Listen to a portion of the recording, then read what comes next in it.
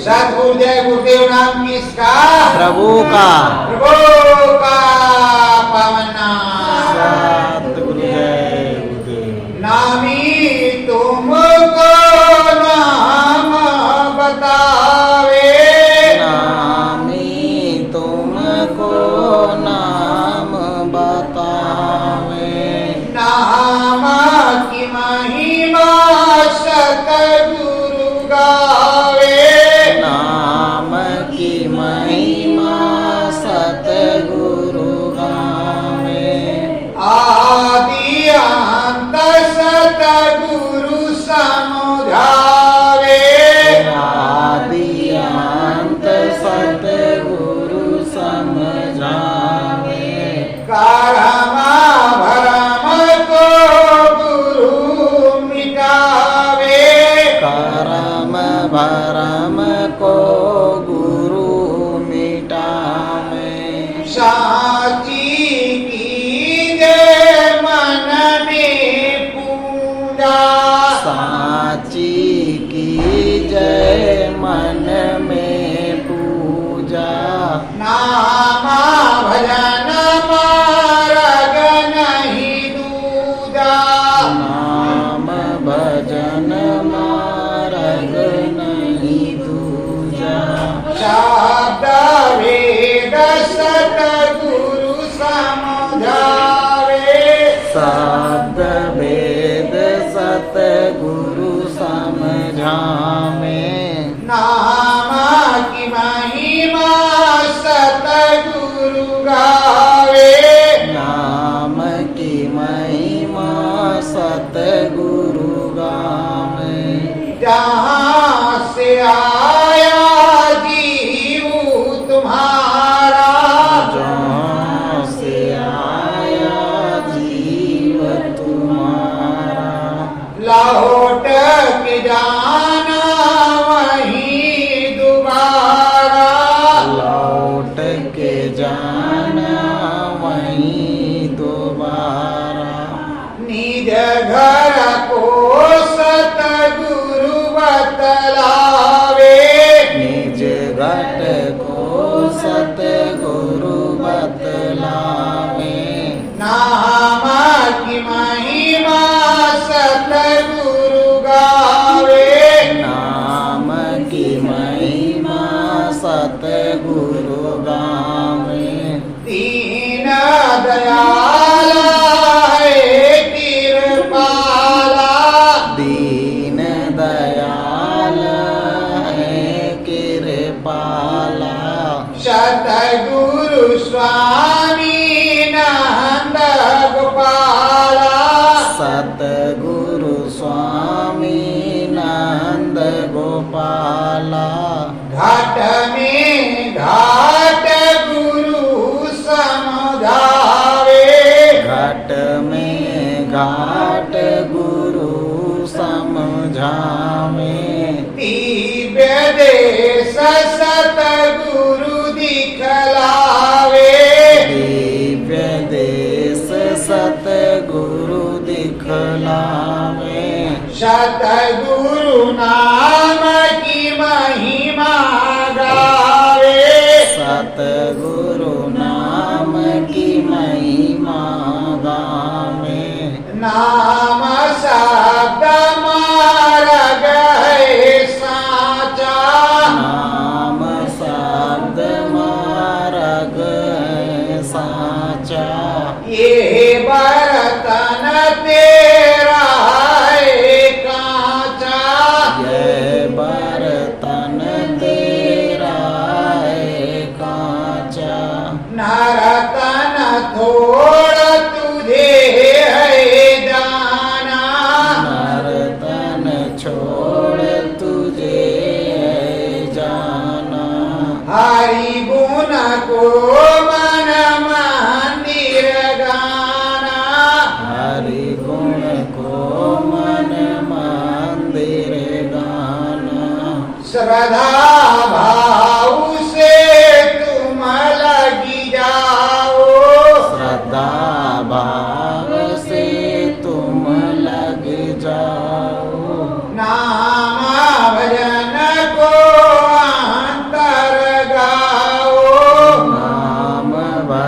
मन को अंतर गाओ। श्रद्धा भाव से शीस झुकाओ। श्रद्धा भाव से शीस झुकाओ। नाम की महिमा सतगुरु गावे। नाम की महिमा सतगुरु गावे। नाम शब्द का वेद बतावे। नाम शब्द का वेद बतावे। सत्य गुरु जय गुरुदेव।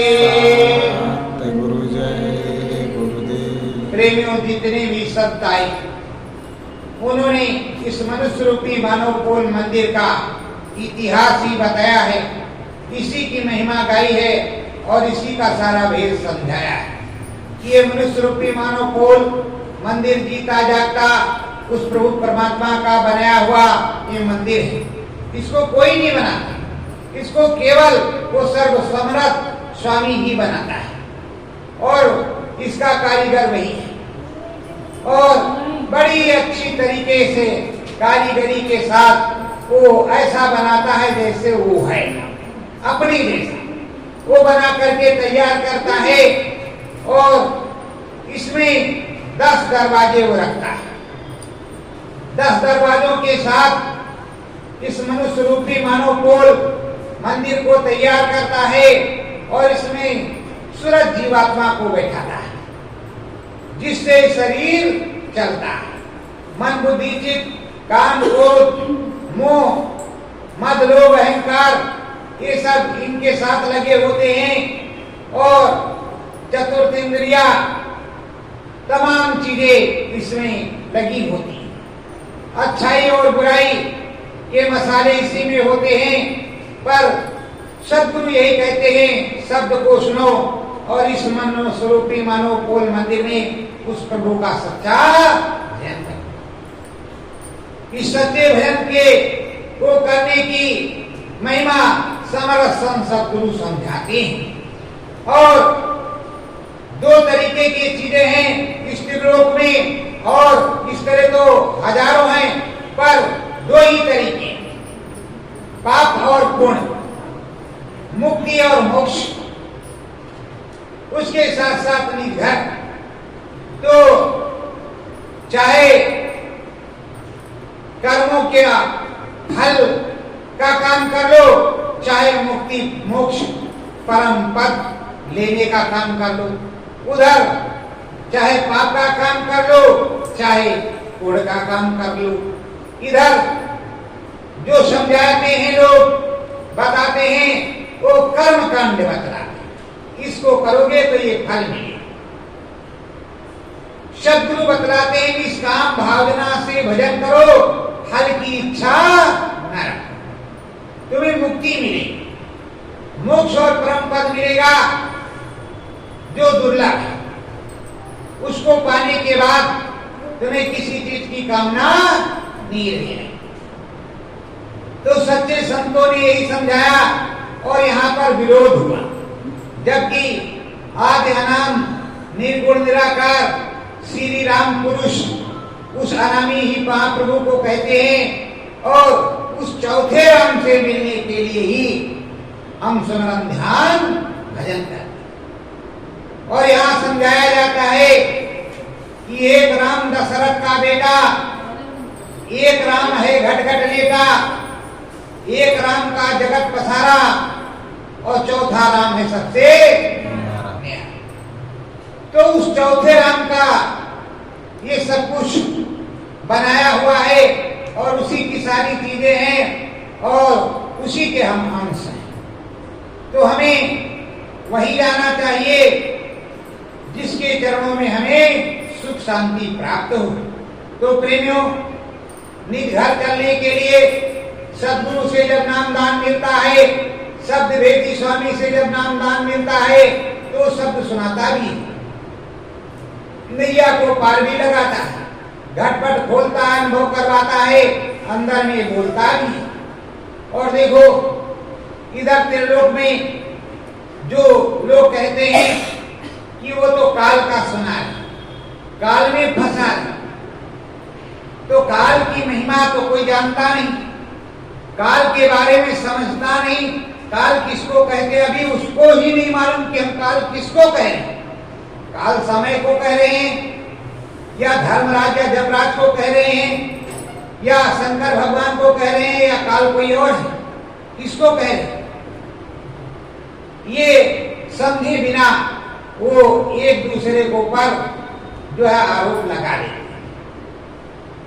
समझने के लिए समरथ संत सद्गुरु के पास गए नहीं तो ऐसा ही कहते हैं। जबकि ये बताया जाता है कि जो है ये शरीर नहीं बलि होता और ना ही मनुष्य बलि होता है, समय बलवान होता है। समय ही सब कुछ होता है, इसीलिए समय ही, घड़ी ही निकाली जाती है, मुहूर्त ही निकाला जाता है। इस मुहूर्त में ये होगा और वो मुहूर्त ही बलवान माना जाता है। उसी को काल कहते हैं, उसी को समय कहते हैं। तो जब समय बलवान होता है तो उस बलवान समय में बैठ करके हम सत्कर्म सत्धर्म भी कर सकते हैं। जैसे अन्य संत महात्माओं ने किया, उनके शिष्यों ने किया, उन्हें प्राप्त हो।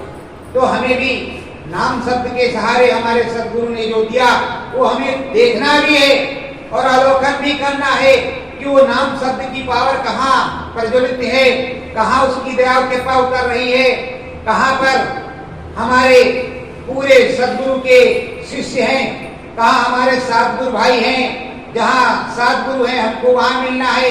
ये सब जानकारी अंदर में हो, बाहर से कोई जांच नहीं हो सकती। तो उसको ढूंढने के लिए अंदर में प्रयास करना होता है। वैसे तो कोई भी कह सकता है कि मुंह से कह दे कि हम तो फला जगह जाते आते हैं और बाद में पता चले कि कुछ भी नहीं, पता लगाने पे कुछ भी नहीं। तो प्रेमियों, आपको अपने समर्थ संत सद्गुरु पर पूरा विश्वास होना चाहिए। उससे जब अन्वय विनय प्रार्थना करोगे तो शयन बैन में मिलेगा जरूर। तुम्हारी दिक्कत परेशानी में वो सुख दुख में शामिल होगा जरूर जो तुम समर्थ है। और अगर समर्थ नहीं तो तुम्हारे पास कभी दिखाई नहीं पड़ेगा। और समर्थ है तो मिलेगा, हो चाहे ना हो। वो सर्वव्यापी है हर प्रकार से, तो हर प्रकार से ही मिलने वाला मिल सकता है। और जो स्थूल शरीर में केवल गुरु बन करके बैठा वो नहीं मिल रहा, वो कहां से मिलेगा? जिसमें राम ना समाये हो, जो राम के समान ना हो, वो इस त्रिलोक में कैसे भ्रमण कर सकता है? वो कैसे कहीं जा सकता है? और जिसके अंदर राम समाये हो, तो राम जी तो सबके मन की जानते हैं, वैसे गुरु जी सबके मन की जानते हैं। और गुरु जी सबको दर्शन देते, उनके पास जाते हैं। तो जहां वो गुरु जी समाये हो, जहां वो राम जी समाये हो, ऐसी जगह हमें बैठना चाहिए, ऐसी जगह भजन और सिमरन ध्यान करना चाहिए। और अपने सर्व समर्थ सतगुरु से जब नामदान मिला है तो सच्चाई के साथ सिमरन ध्यान भजन करते रहना चाहिए। और जो शब्द उतरे उसको सुनना चाहिए। सत्य की चढ़ाई सबसे बड़ी चढ़ाई होती है। उस चढ़ाई से चढ़ करके हमें उधर जाना है और उस परम पद को पाना है, उस मुक्ति पद को पाना है। और जिसको मिला बड़े ही दीनता भाव से मिला। जब कबीर साहब चले गए तो उधर चौरी चौरा में लगभग 60,000 उनके चेले थे। 60,000 उनके महंत थे फूलदास। फूलदास उनके महंत थे। महंत होते हुए 60,000 चेलों के उनके आगे पीछे मसाले जलती थी, चौरी चौरा में रहते थे। पर उनको दिनों रात एक झंझट था, ये जो है दिमागी खटका था कि गुरु जी महाराज तो कहते थे मुक्ति मोक्ष मिलेगी, साहब से सब कुछ होता है, बंदे से कुछ ना है। राई के पर्वत करे, राई पर्वत माए, पर हमने तो कभी साहब को अंदर नहीं देखा नहीं, हमने तो भगवान जी को देखा नहीं। और ये कंठों को काम कर रहे हैं, कुछ हमारा समझ में नहीं आता कि ये जाएंगे कहाँ, हम कहाँ जाएंगे। जो साहब ने बताया वो तो कुछ हमें मिल नहीं रहा, अब हम क्या करें। धीरे धीरे फूलदास को चौरी चौरा में पता लगा कि वहां काशी में एक पहुंचे हुए महात्मा जी आए हैं, गोस्वामी जी, जो रामायण सुनाते हैं, अंदर की बात बताते हैं, मुक्ति मोक्ष की बात समझाते हैं। जब उन्हें पता चला, जब पता चला, निशाना अपने से रखा जाता किसी दूसरे से, जब उन्हें पता चला तो वो वहां से अपनी पालकी में कुछ चेलों के साथ काशी आए। जब काशी आए, वहां गए, श्रद्धा भाव से उनकी कुटी में, जबकि वो 60,000 चेलों के महान, घी दूध रुपया पैसा गिन्नी असरती किसी चीज की कमी नहीं, और हर प्रकार के माल हुआ और अच्छे से अच्छे भोजन का स्वाद वो लेते थे। पर वहां पहुंचे और उसकी गोंदरी पर बैठे, उनका सम्मान किया गोस्वामी जी ने। वो बैठे और बैठ करके श्रद्धा भाव से चरणों में शीश झुकाया और कहा, प्रभु हमने सुना है आपका नाम, आपका परचम, कि हमारे जो सदगुरु थे वैसा ही आप भेद बताते हैं। हमें तो कुछ होता नहीं, झूठ तो बोलते हैं, महान तो हम इतने बड़े, पर हमें कुछ होता नहीं। हमने राम जी को देखा ही नहीं, अंदर में कुछ बोले नहीं, और हमें बड़ा संशय हो रहा, बड़ा चक्कर हो रहा है कि फिर हम जाएंगे कहाँ। आपका नाम सुना है, सो हे प्रभु कृपा करके अगर कुछ दया हो जाए अंदर में और राम नाम मिल जाए तो बहुत अच्छी बात है, हमारा भी जीवन धन्य हो जाएगा। तो जब श्रद्धा भाव देखा तो गोस्वामी जी, मस्त मगाना है फूलदास जी, मस्त मगन है फूलदास जी, श्रद्धा भाव के पूरे, श्रद्धा भाव के पूरे, चरणन में सर डारा उन्होंने, शरण में सर डाला उन्होंने, अनुनय विनय के धूरे, अनुनय विनय के धूरे, श्रद्धा भाव से भर करके अब गोस्वामी जी के चरणों में शीश डाल दिया। जबकि वो कबीर साहब के जो पंथ में थे, पंथ के कबीर पंथी, और वहां से वो आए और उन्होंने उनके चरणों में सर डाला कि प्रभु यहाँ तो कुछ नहीं मिल रहा, आप ये बताओ कोई भेद और कोई रास्ता कि हमें भी हरि का दर्शन हो जाए, राम का दर्शन हो जाए, साहब का दर्शन हो जाए, तो आपकी दया मेहर होगी। अब श्रद्धा भाव से वो बैठे, शीश झुकाया और उन्होंने विनय किया। और तब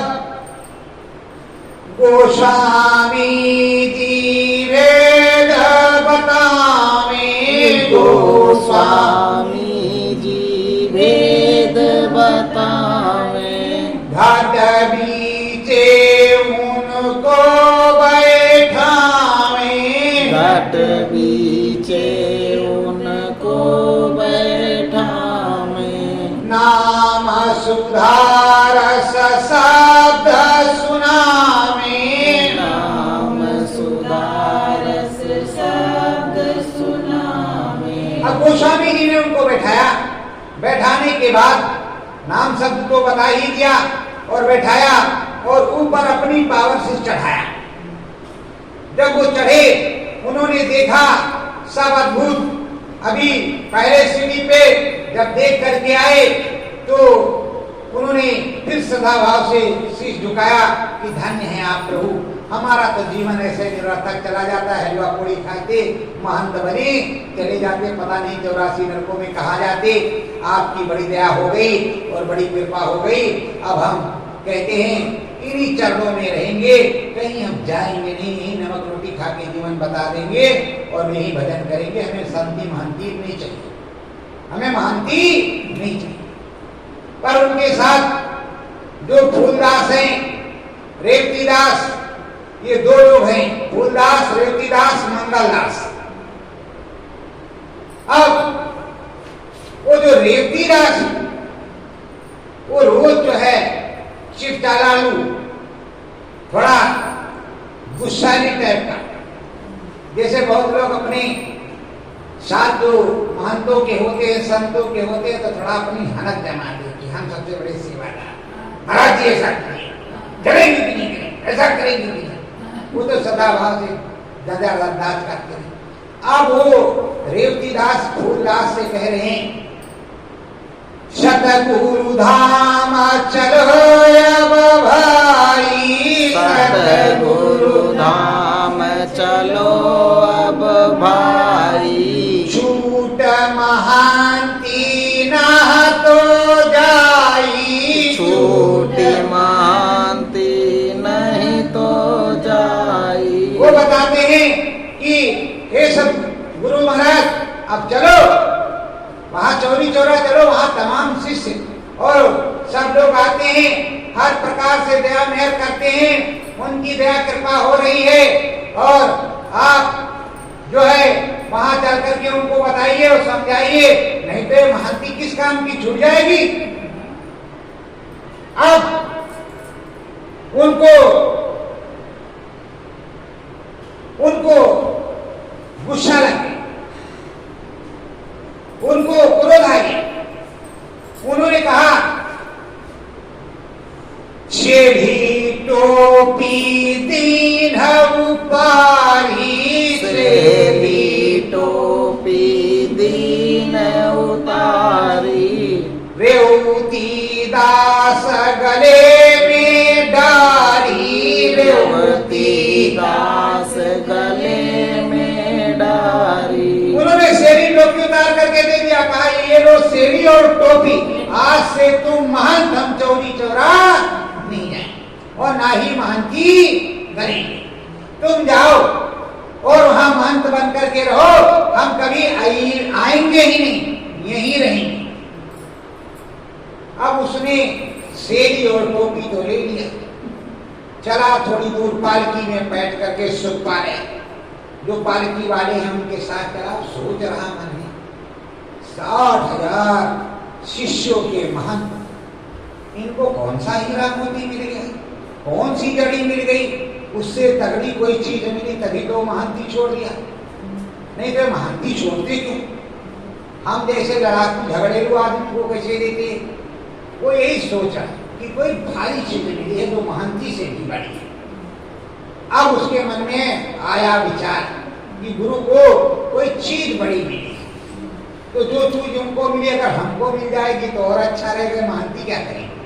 बस उसके विचार में आया तो उसने क्या किया, मंगलदास को लिया बुलाई, मंगलदास को लिया बुलाई, सेढ़ी टोपी दीन थमाई, सेढ़ी टोपी दीन थमाई, चौरी चौरा महांती में जाई, चौरी चौरा महांती में जाई। रेवतीदास ने मंगलदास जो उनके भाई गुरु भाई थे उनको दे दिया, कहा आप चौरी चौरा जाओ, ना गुरु महाराज आएंगे ना हम ही आएंगे, ना महाराज जी आएंगे ना हम आएंगे, और वहां संगत तुम देखना कहीं गड़बड़ मत करना, नहीं संगत विभाग गया तुम वहां के महानदास, और हम यही रहेंगे। अब वो बड़ा उस तरह का तो था ही, पहुंचा। अब गोस्वामी जी से झगड़ पड़ा, कह रहा गोस्वामी जी से, हे सतगुरु हमें भेद बताओ, हे सतगुरु हमें भेद बताओ, जो इन्हें दीना वही गाओ, जो इन्हें दीना वही गाओ, हम पर दया कृपा बरसाओ, हम पर दया कृपा बरसाओ। उसने भी गोस्वामी इनको दिया है वो हमको भी दीजिए, नहीं तो ये नहीं जाएंगे तो हम भी नहीं जाएंगे और यही रहेंगे। और जो इनको दिखाए हमको भी दिखाओ, नहीं हम राग मचाएंगे, यही झगड़ा करेंगे, हम जाने वाले नहीं हैं। तो गोस्वामी जी ने सोचा कि जो पीछे पड़ गया अब क्या करें, उसको भी बैठा। राम नाम कामांतर दीन्हा, राम नाम कामांतर दीना, घटपट खोल राम को चीन्हा, घटपट खोल राम को चीन्हा। राम नाम का जो मंत्र था, जो महामंत्र गुरु मंत्र था, वो गुरु मंत्र दिया और गुरु मंत्र के सहारे उसको बैठने को बताया सुनानंद ध्यान भजन में। जब वो ध्यान योग साधना में बैठा तो उसे राम जी का दर्शन हुआ। जब राम जी का दर्शन हुआ तो नित पर जब जाता और आता और उस सत्संग सुनता। संत के दरबार में दो ही काम है, वो सत्संग सुनाएगा उसी धाम का, उन्हीं चीजों का जहां उसे ले जाना। जब आम चीजों में जाएगा, जैसे जगत में बाहर आम रास्ते पर जाएगा तो आम सत्संग, और जैसे संगत होगी जहां उसका आश्रम होगा, संगत में रहेगा तो खास सत्संग सुनेगा। उसका एक ही नाम काम होगा जो है घट और घाट, सूरत और स्वामी, यही चीज वो सुनाएगा बराबर। अब वो और यहां तो भिन्न ही नजारा है। सूरत स्वामी की तो बात ही अलग की है, सब दुनिया उल्टी गंगा में बह रही है। तो प्रेमियों वहां वो गोस्वामी जी से सत्संग सुन रहे हैं, निस्दिन सत्संग सुन रहे हैं, कभी स्वर्ग का, कभी वैकुंठ का, कभी शिवपुरी का, कभी ब्रह्मपुरी का, कभी आद्या महाशक्ति का, कहीं ऊपर गोलोक, कहीं रामलोक, कभी ब्रह्म का, कभी पार ब्रह्म का, कहीं महाकाल सद्धाम का, ये सब सत्संग रोज सुनते हैं और रोज निस्दिन घाट पर बैठते हैं। अब फूलदास भी बैठ रहे, रविदास भी बैठ रहे, दोनों बैठ रहे और दोनों वहीं नाम भजन को कर रहे, गुरुद्वारे में सेवा कर रहे। भिक्षा से अब चल रहा, कहा हलवा पूरी खाने वाले, पालकी में घूमने वाले, सुख पाले, पूरा सुख आनंद परमानंद, वो सब ठोकर मार दिए। अब राम जी को पाने के लिए वो उसकी गुंदरी पर सोते धरती पर और वही नमक रोटी खाते, वो स्वामी जी के पास बैठ करके भजन करते। अब उसमें लगे तो वो कह रहे फूलदास, हरि दर्शन करवायो सतगुरु, हरि दर्शन करवायो सतगुरु, नाम भेद समुझायो सतगुरु, नाम भेद समझायो सतगुरु, मुक्ति कही विध पाऊं, मुक्ति कही विधि पाऊं, मोक्ष मिले कहाँ सतगुरु नामी, मोक्ष मिले कहाँ सतगुरु नामी, परम पदावी पाऊं, परम पदा भी पाऊं। ये उनसे पूछे कि राम नाम का दर्शन, हरि नाम का दर्शन तो करवा दिया, ये मुक्ति कहाँ मिलती, मोक्ष कहाँ मिलता, परम पद कहाँ मिलता और अनंत धाम पिया पद कहाँ मिलता है, ये सब हमको समझाइए। अभी आपके बहुत से बड़े बड़े महंत हैं, वक्त के नामी अनामी महाप्रभु, उनसे पूछो कि भाई इन घाटों में दरवाजे किस तरह के, ये नामी कहाँ मिलता, अनामी कहाँ मिलता, मुक्ति कहाँ मिलती, मोक्ष कहाँ मिलता, और स्वर्ग और वैकुंठ ये सब किधर से, क्या रास्ते हैं, कैसे चढ़ाई होगी, किस नाम से, कितनी पावर से कहाँ होगा, देखो तुमको बताते हैं। वक्त के नामी तो है, वक्त के संसद गुरु भी है, वक्त के अनामी भी है। तो प्रेमियों आपको समझना चाहिए कि हमें जहां बताया जाता हो, अगर प्रैक्टिकल कराया जाएगा तो नेचुरल होगा, थ्योरी पढ़ाई जाएगी, प्रैक्टिकल कराया जाएगा, तभी आप परीक्षा में उत्तीर्ण हो सकते हैं। और अगर थ्योरी और प्रैक्टिकल नहीं होगा, आप कभी जाने वाले नहीं।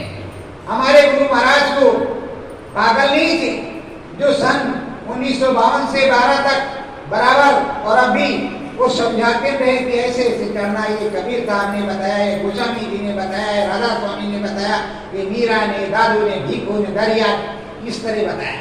वही वो बताते हैं कि आपको वही बताया जाता है, यही समझाया जाता है, फिर आप जाओगे कैसे?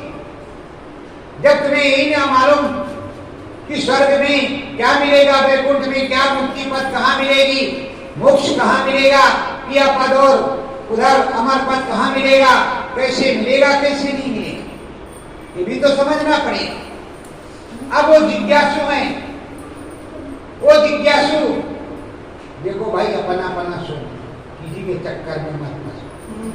जो जिज्ञासु हैं, वो जिज्ञासु वो पूछते रहते अपने गुरु से, मालिक आपने बताया कि फला चीज ऐसे है, तो फिर समझाइए ना मालिक, वो हमको कैसे मिलेगा, उधर हम कैसे जाएंगे?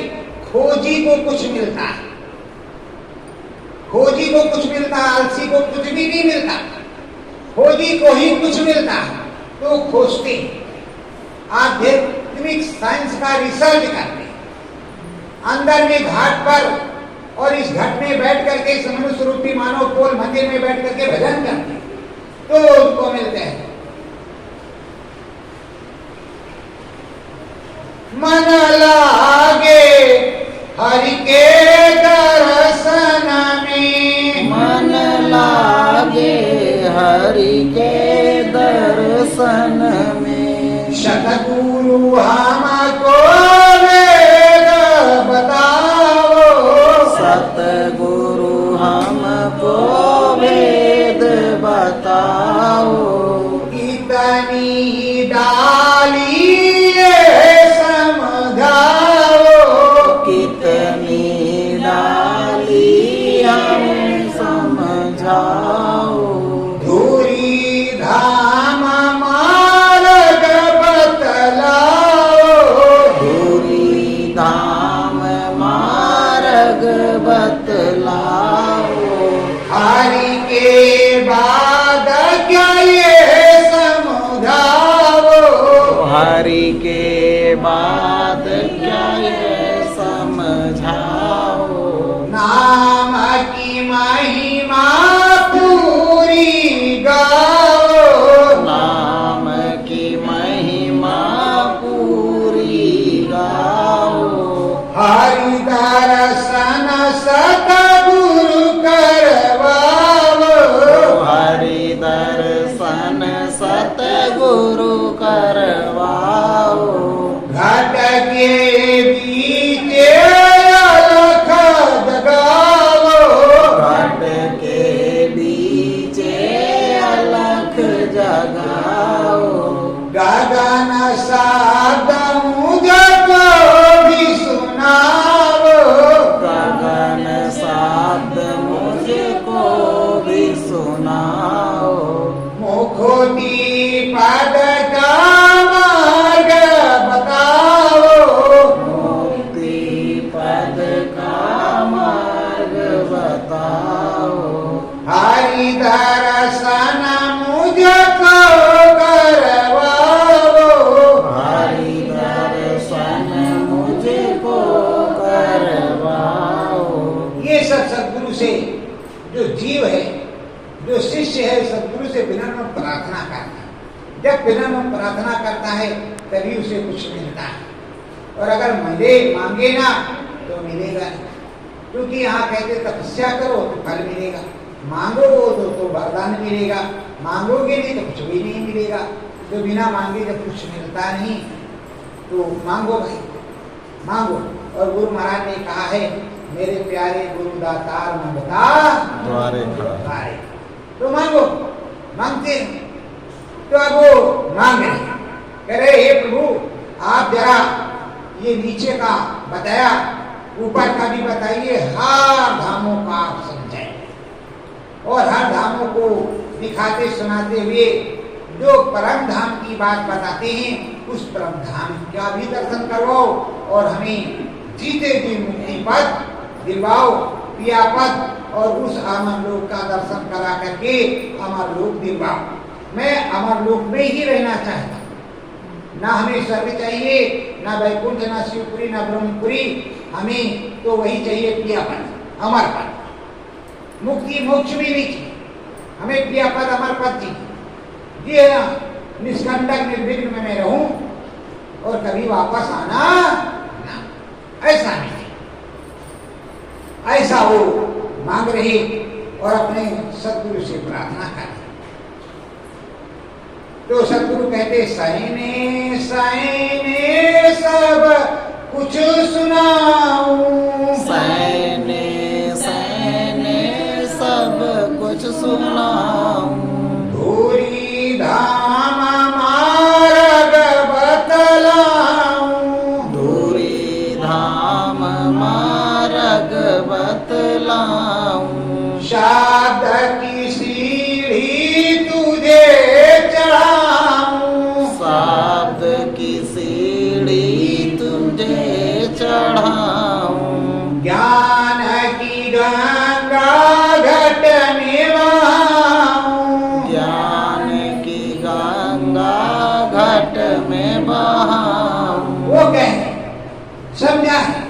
देखो प्रेम से बैठो, धीरे धीरे सत्संग सुनो, धीरे धीरे सुमरन ध्यान भजन करो और अंदर में तुम्हारे ज्ञान रूपी गंगा प्रकट हो। उस गंगा में नहाते रहो और नाम को जपते रहो और शब्द की सीढ़ी पर रोज चलते रहो, डंडे डंडे चलते।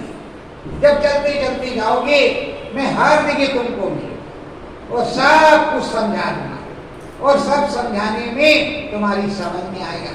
जब मैं इधर भी मिलूंगा उधर भी मिलूंगा तब तुम्हारी समझ में आएगा, और आपको इधर ही मिलूं उधर नहीं मिलूं तो कैसे समझ में आएगा।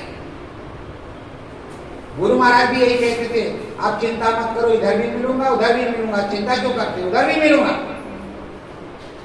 पर आजकल वाले क्या कहते हैं तो हम नहीं जानते, मिलेंगे अथवा नहीं।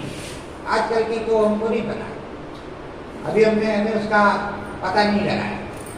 पर गुरु महाराज पहले भी कहते थे इधर भी मिलूंगा उधर भी मिलूंगा, और आज भी कह रहे हैं कि इधर भी मिलूंगा उधर भी मिलूंगा, इधर भी ढूंढो उधर भी ढूंढो।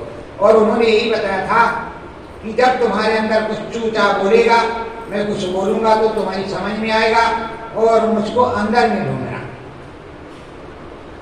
बाहर से जब हमारी मौज होगी तो तुम्हें मिलूंगा, पर अंदर से ही ढूंढना, अंदर का ही सच्चा है। और अगर तुम्हें कोई कहे कि ये काल का है तो उससे पूछो हमें पहले समझाओ कि काल क्या है, कौन से काल की बात गुरु महाराज ने की है, कौन काल है उसको हमें समझा करके बताओ। और हमने जो सुन रखा है वो मैं प्रश्न करता जाऊंगा, आप सिद्ध करके बताओ कि कौन काल है, कहां पर काल है, किस जगह, कहां ये काम लगता है। ये सारी चीजें हमको बताओ, तब हम मान लेंगे कि यह काल का है अथवा हमारे दयाल ने जो बताया है उस दयाल के रास्ते पर हम चल रहे हैं। और उस दयाल की दया कृपा हो रही है, धीरे धीरे एक एक सीढ़ी एक एक डंडे चलते हैं। क्योंकि बहुत से ऐसे लोग हैं अपने आप को बहुत धुरंधर समझते हैं और वो बताते रहते हैं कि वहां जो बताया जाता है तो काल का है, अनुभव जो होता है वो काल का है। समझ में आया प्रेम? तो अनुभव अगर राम जी का होगा तो ना तो काल का है, किसी देवी का होगा तभी नहीं काल का है, किसी देवता का होगा वो भी नहीं काल का है, वो तो फल का है, फल का है। उससे जो मांगे वो फल मिलेगा, काल का कैसे हो गया। और आगे जब जाओगे तो भी उसी का, और आगे उससे सद्गुरु के बताए मार्ग पे जाओगे तो तुम मुक्ति पद के तरफ बढ़ रहे, मोक्ष की तरफ जा रहे, ब्रह्म पद की तरफ जा रहे, और उधर सत्य गति की तरफ जा रहे। फिर उधर काल कहां से, किस जगह काल, कहां तुमको बताया, तुमको किसने बता दिया कि ये शब्द की जो सीढ़ी है उस सीढ़ी पे कहीं काल भी रहता है। अरे भाई, जिस समय आपकी चढ़ाई हो जाए और आप उच्च कोटि के धाम में पहुंच जाओ जहां गुरु दर्शन हो और सतनाम का भी दर्शन, वो समय कितना बलवान होगा, वो समय कितना बलवान होगा, वो घड़ी कितनी बलवान होगी। और जिस तरह तुम्हारा एक्सीडेंट हो जाए, वो कितनी खराब घड़ी होगी, या कितना समय खराब होगा, उस समय का मालिक भी कोई होगा। तो प्रेमियों, सारी चीज समझने की जरूरत, अच्छाई से बुनने और सुनने की जरूरत। सत्संग सुन लिया, गुरु महाराज ने कह दिया ये काल का देश है, हम भी जानते काल का देश, काल माने समय, समय पे बिगड़ता और बनता रहता। ये चीज नाशवान है, इसीलिए काल का देश। और जो नाशवान नहीं वो अमर लोग, समय के अनुसार यहाँ बनना और बिगड़ना निश्चित है, पर उधर ना तो बनता है और ना बिगड़ता है। वहां तो सीधे जो आती है और जाती है, उधर का नियम दूसरा है। पर यहाँ जो बनाया, आखिर हम ये जानना चाहते हैं आप लोगों से कि जब उस महाप्रभु की मौज हो गई, जब उस महाप्रभु की मौज हो गई, उसने अगम अलख और सतनाम को बनाया, तो आपको ये दिमाग लगाना पड़ेगा, सोचना पड़ेगा। वो कह रहा है इन तीनों में मेरा रूप, और यहां से उतरी कलाम, तो असली कहां है, सच्चा कहां है और किस जगह क्या है। फिर उधर से नीचे जब कलाएं उतरी, जब कलाएं उतरी नीचे, तो लोगों का निर्माण हो गया, सबसे नीचे झरने भी दी, फिर लोग, तो यहां कलाएं उतर के आई, फिर जीवात्माएं उतर के आई। बनाने वाला कौन, असली मालिक कौन है? और अगर असली मालिक है और असली मालिक का असली मालिक की भेद समझा रहा है, तो तुम्हें समझने में क्या नहीं। तो प्रेमियों, आपको ये समझना पड़ेगा पहले कि वास्तविक कहां है, नेचुरल कहां है, साफ और स्वयं कहां, सच्चा कहां, अच्छा कहां, और फिर क्या है। जब सारा मसाला उधर से ही आया है, तो ये सारा मसाला उधर से ही आया होगा। कौन धोखा खा सकता है कि उधर से नहीं आया। फिर संतों की बात बात में बात, केले की पात पात में पात, उस संतों की गुण बात को आपने समझा या कभी सोचने समझने की कोशिश की। अगर एक सत्संग सुनाया गया तो उसको नीचे से ऊपर आपने कितनी बार सुना और उसको कितनी बार समझने की कोशिश की। जैसे उन्होंने हृदय मीरा और ये गोस्वामी और राधा स्वामी पलटू दादू दरिया की बात की, तो कब आपने वहां सदा भाव से जाकर के कहा कि ये प्रभु जैसे पलटू को मिला उसे हमें भी दीजिए, गोस्वामी को मिला तो हमें भी दीजिए, तब तो आप मुझे करोड़पति बनना है, इतने बच्चे चाहिए, ऐसी मर्सिडीज हो, 20 बीघा खेत हो, बढ़िया 3 मंजिल की कोठी हो, ये सब दे दीजिए। भजन तो आखिरी में कर ही लेंगे, भजन आखिरी में करेंगे। जबकि जितने लोगों ने भजन किया हो जवानी में, वही बचपने से जवानी में, बुढ़ौती में किसी का भजन होता है। तो अब वो गुरु दर्शन हरि दर्शन की इच्छा रखते हैं और उधर जाने की इच्छा वो प्रकट कर रहे हैं, तो वो देते भी। और भाव का भूखा भगवान, भाव से प्रकट होए भगवाना, बिना भाव के प्रकट कोई होता नहीं और ना ही कुछ मिलता है। तो वो मांग रहे, वो दे रहे, वो दे रहे। अंधार घट में करई चढ़ाई, अंदर घट में करे चढ़ाई, इस मंदिर को रामा बनाई, इस मंदिर को राम बनाई। इस मनुष्य रूपी मानव कौन मंदिर को घाट भी कहते, कच्चा घड़ा, ये टूटता है इसलिए इसको कच्चा घड़ा कहते हैं और इसको मंदिर ही कहते हैं। कुछ समय बाद मंदिर भी गिर जाता है, उसी तरह ये मनुष्य रूपी मानव कोल मंदिर का भी अंत होता है। इसलिए इसको मंदिर कहते हैं। इसको भगवान जी ने बनाया, प्रभु जी ने बनाया, और इसमें प्रभु का निवास। जो मंदिर हम बनाते हैं, शिल्पी से बनवाते हैं, उसमें भगवान जी की मूर्ति रखते हैं, और ये असली मनुष्य रूपी मानव कोल मंदिर भगवान जी ने बनाया है। इसलिए वो मनुष्य रूपी मानव कोल मंदिर के अंदर वो खुद ही विराजमान, वो प्रभु खुद विराजमान, और सारा ज्ञान विज्ञान इसी के अंदर वो देता है। इसीलिए इसी में ज्ञान प्राप्त करने की वो बात करता है। तो प्रेमियों, सदा सर्वदा सब संतों ने ही बताया कि अंदर का ज्ञान प्राप्त करो, अंदर की महिमा जानो, अंदर में चलना सीखो, अंदर में ही कुछ मिलेगा, बाहर से कुछ मिलने वाला नहीं। और नाम भजन करोगे तो कुछ मिलेगा, नाम भजन नहीं करोगे कुछ भी नहीं मिलेगा। अगर आपकी कोई भी चीज ऐसा होता है, जब आप नाम भजन करोगे, इसमें एक दिव्य ज्वाला या ज्योति प्रकट होती, प्रकाश प्रकट होता है।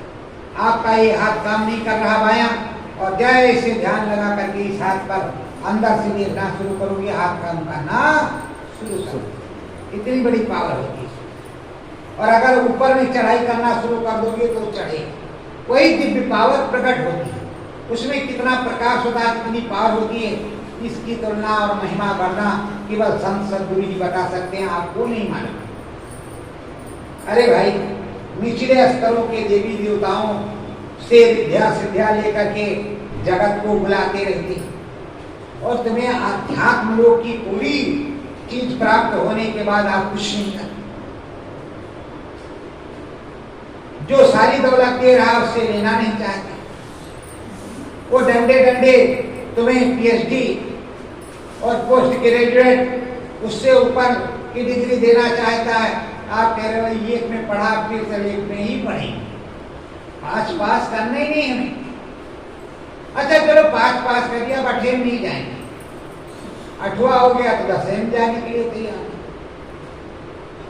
और यहाँ यही बताया गया है, जब तक गुरु मिले नहीं साचा तब तक गुरु करो 10, या 10, 20, 50 हो जाए, 1000 हो जाए, इससे कोई मतलब। आप गुरु बदलते हैं, पर गुरु तो नहीं बदलते, दूसरी और चीजों को बदलते, और चीजों को फटाफट बदलते, देर नहीं लगती बदलने, फटफट फटफट बदलते जाके और बदल भी जाते।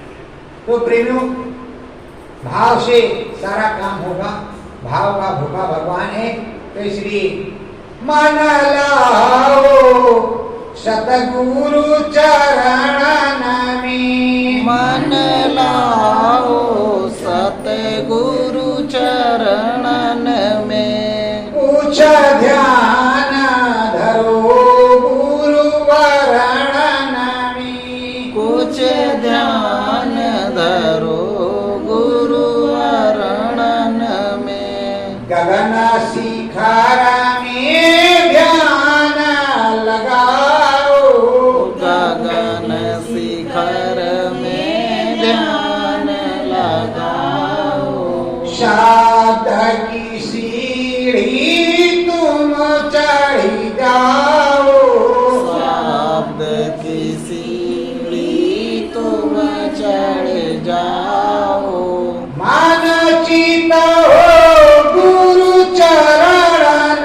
में, मन चित हो गुरु चरणन में, तुम ध्यान धरो गुरु चरणन में, तुम ध्यान धरो गुरु चरणन में, सतगुरु तुमको वेद बतावे, सतगुरु तुमको वेद बतावे, नाम की महिमा खुल कर गावे, नाम की महिमा खुल कर गावे, घट के बीचे अलख जगावे, घट के बीच अलख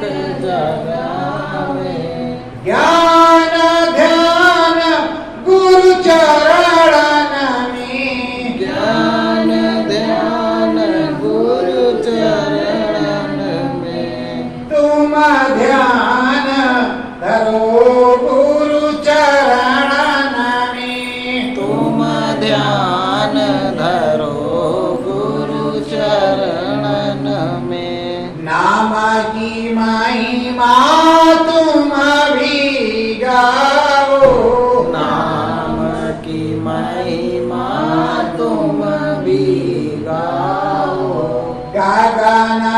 शिखरा में तुम चढ़ी जाओ, गगन शिखर में तुम चढ़ जाओ, मुक्ति पद गुरु चरण में, मुक्ति पद गुरु चरण में, तुम ध्यान धरो गुरु चरण में, तुम ध्यान